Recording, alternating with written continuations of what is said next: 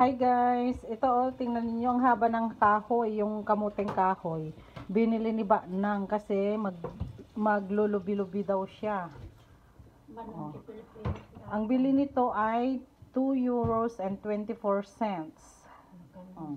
Kasi 1.99 euros ang isang kilo nito. Convert nyo na lang kung magkano times 60 ninyo or 61. Oh, 100.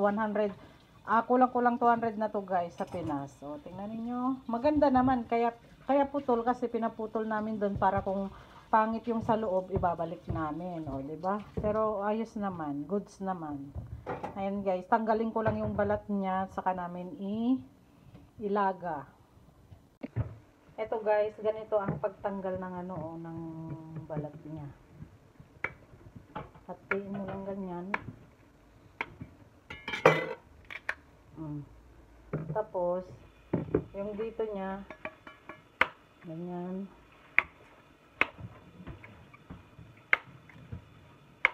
Madali lang naman guys. Saka tuklapin. Tuklapin na ganyan pag ganyan. Tingnan nyo. Diba? Ayan guys. Mabilis lang.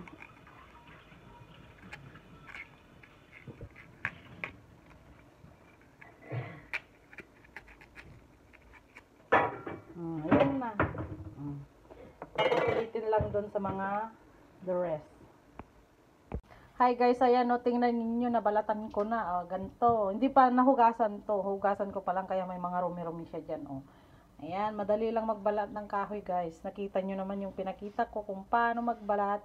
Ganun lang gawin ninyo.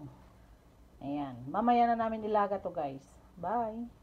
Ayan guys, nilagyan ko na ng tubig kasi ilalaga na namin. Hiniwa-hiwa ko pala guys yan sa gitna. Para mas madaling malaga.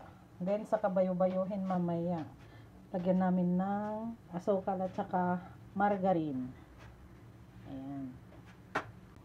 Ayan guys, luto na yung kamuting kahoy. Ayan. Ngayon, hahanguin namin tapos babayo-bayuhin.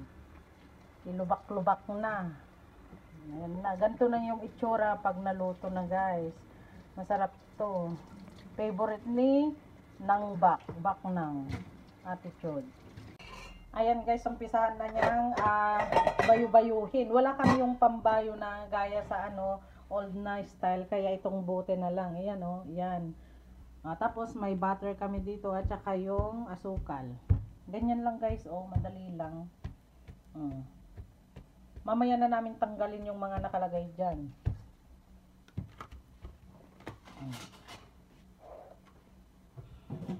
Ganyan lang guys gumawa.